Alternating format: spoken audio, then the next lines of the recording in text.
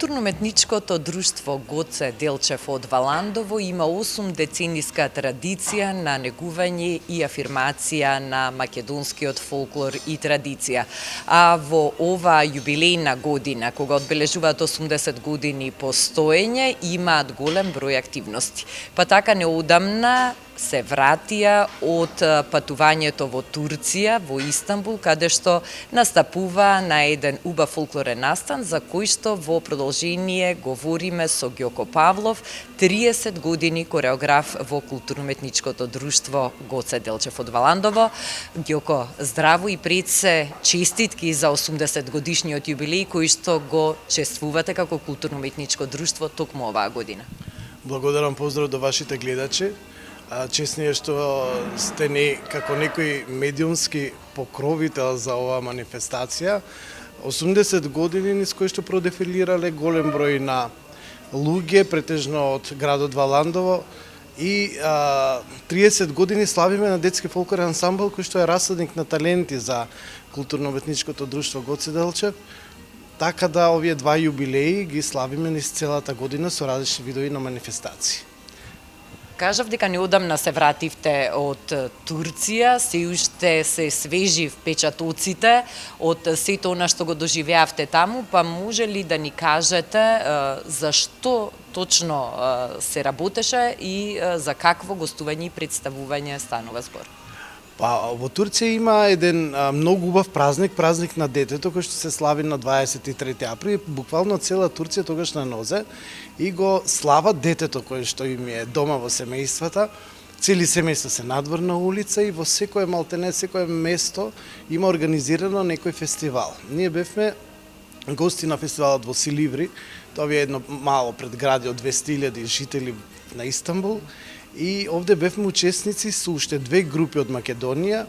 Заедно бевме 17 екипи од 10 држави, дури имаш и екзотични држави како што е Мексико, кои што учествуваат тука, и на вистина македонскиот фолклор се покажа во најдоброто светло овде, баш преку децата, бидејќи таму е ограничена категоријата на учесници.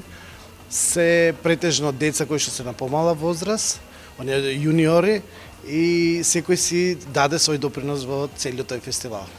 Колку дечиња од кај вас беа присутни и учествуваа на овој настан и на која возраст?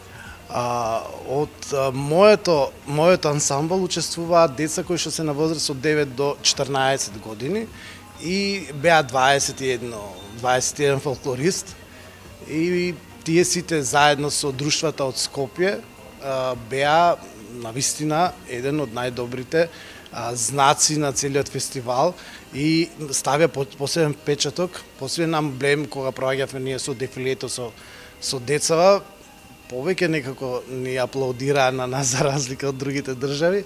И за таму нели обично се случуваат некои пријателски чуда. Бевме ние гости на еден друг град, Селим Паша, тој како предградие пак е на Силиври, и тука ни придоа македонци од кои што на време биле како деца префрлени во Истанбул и дојдоа да се сликаат со нас, да бидат со нас. Можем да ви кажам, се уште чувствуваш оне треперење на рацете, возбудата која што кога гледаат, кога сакаат да се сликаат со сите деца, и рекоа дека следниот месец ќе бидат наши гости. Вие бевте дел од представниците од нашава земја, затоа што учествува уште две други културно-уметнички друштва. Може ли да ни кажете за како фестивал се работи, односно од колку земји и колку учесници имаше?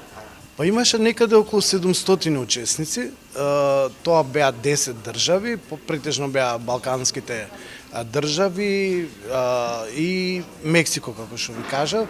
Секој си имаше свој дел, програмата беше фантастична, инаку програмата ја работат едни наши луѓе од Македонија, и тие буквално ни беа тука во секој момент за се што ќе ни потреба. Дури ја викам, се чувствувам ние како вип гости тука ваши, но тие беа со сите подеднакво исти.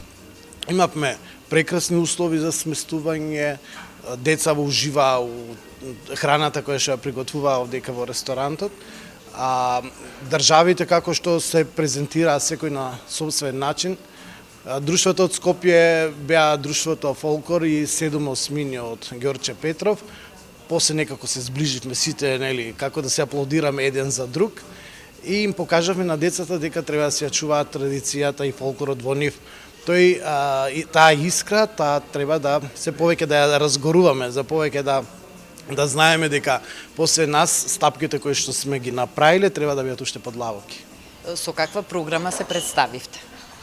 Имавме претходно ограничено програма, значи програмата мораше да ви биде 10 до 15 минути, сите бевме со некој вид на компилација од она кој што можете најдобро да го направите во вашите друштва, вашите ансамбли, така да беше како мешана композиција од повеќе ора. Ние настапувавме со делот пиринско, делот водарки, кој што беше приспособено на таа возраст.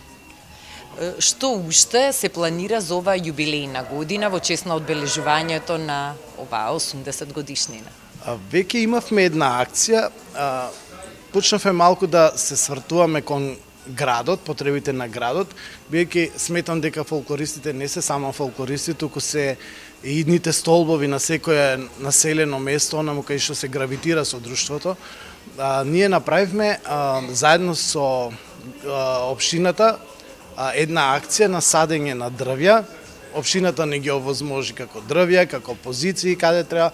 Тоа е една многу убава ново проектирана улица и овдека ставивме дрвја, сега ќе им правиме пластични картички на секое дрво и секој дрво ќе си има носител кој го засадил.